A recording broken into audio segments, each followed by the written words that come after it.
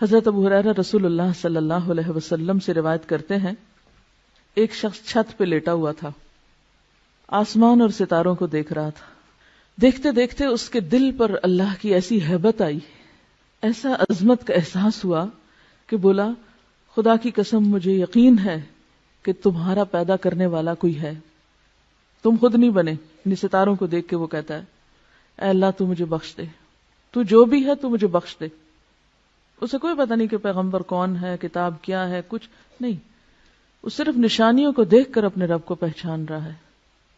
کیونکہ جو واقعی اللہ کی عظمت اور ہیبت اور قدرت اور کمال کو جان لیتا ہے نا، تو اس کے دل میں پہلا خیال یہ ہے کہ اللہ پھر تو مجھے بخش دے، مجھے معاف کر دینا، میں بہت چھوٹی چیز ہوں، بہت گناہ گار ہوں۔ جب کوئی اللہ کی قدرتوں کو دیکھتا ہے تو اس کو اپنی کوتاہیاں یاد آتی ہیں نا، اپنا آپ حقیر نظر آتا ہے، اور جو اللہ کی قدرتیں نہیں دیکھتا اس کو اپنی ہی بڑائیاں اور اپنے ہی آرٹ اور اپنی ہی ذہانتیں اور اپنے ہی کمالات پھر اس کی نگاہوں میں سمائے رہتے ہیں، میں یہ بھی ہوں اور میں وہ بھی ہوں اور میں ایسا بھی ہوں اور میں ویسا بھی۔ یہ سارے تکبر نتیجہ ہے اس بات کا کہ ہم نے اپنے رب کو نہیں پایا، پھر سارا وقت دھیان اپنی ہی تعریفوں اور اپنے ہی کمالات کی طرف لگا رہتا ہے۔ تو اس میں ایک اور بات یہ بھی پتہ چلتی ہے کہ تنہائی میں یاد کرنا رب کو، اور اپنے انداز میں یاد کرنا اور واقعی یاد کرنا،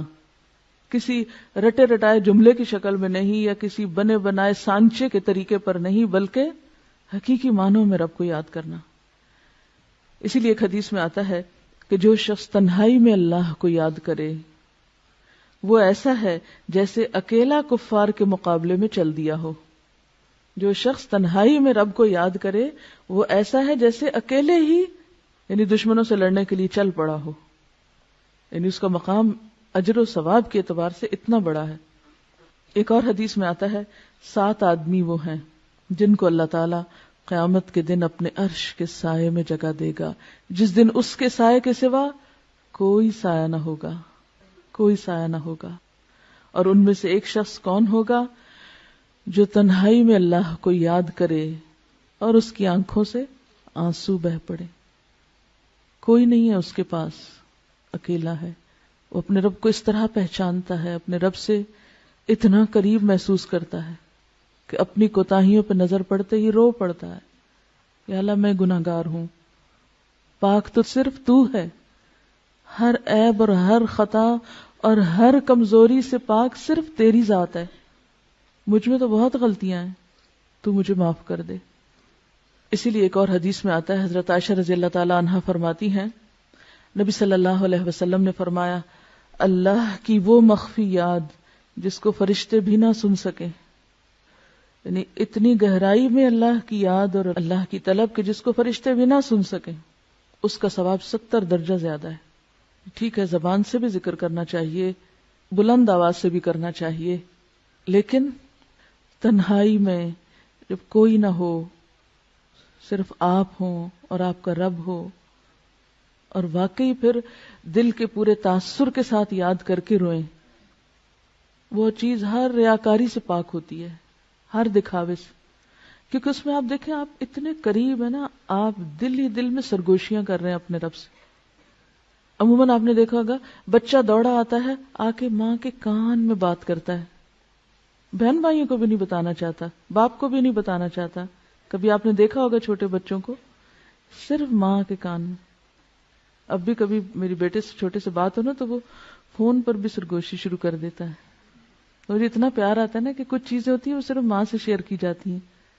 تو اللہ تو 70 ماؤں سے بڑھ کے پیار کرنے والا ہے، ہم کیوں نہیں اس سے سرگوشیاں کرتے؟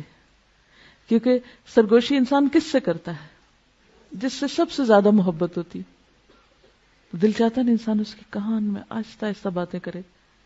جو کسی کو پتہ نہ چلے۔ تو جنہیں اللہ سے شدید محبت ہوتی ہے وہ اللہ سے بھی اسی طرح چپکے چپکے دل میں بھی پکارتے ہیں اس کو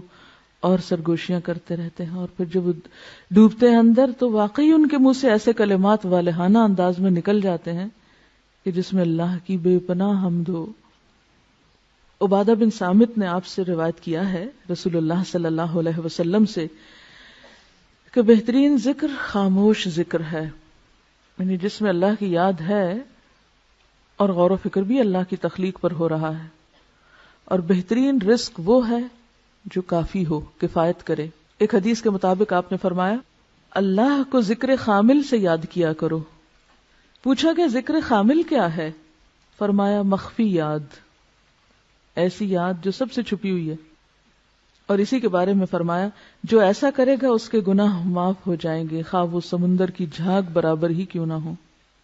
تو یہ جو صحابی کے منہ سے الفاظ نکلے تھے یہ کوئی معمولی الفاظ نہیں تھے، انتہائی محبت بھرے اور اللہ کی شدید محبت میں ڈوبے ہوئے الفاظ ہیں۔ ربنا ولک الحمد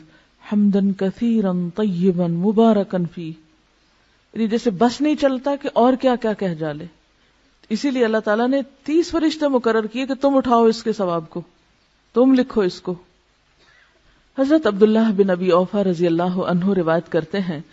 کہ جب رسول اللہ صلی اللہ علیہ وسلم رکوع سے اٹھتے تو قوم میں یہ دعا پڑھتے تھے، سمع اللہ لمن حمدا اللہم ربنا لک الحمد ملء السماوات وملء الارض وملء ما شئت من شیء بعد۔ اللہ نے سن لی اس بندے کی بات جس نے اس کی تعریف کی، اے ہمارے اللہ، اے ہمارے رب،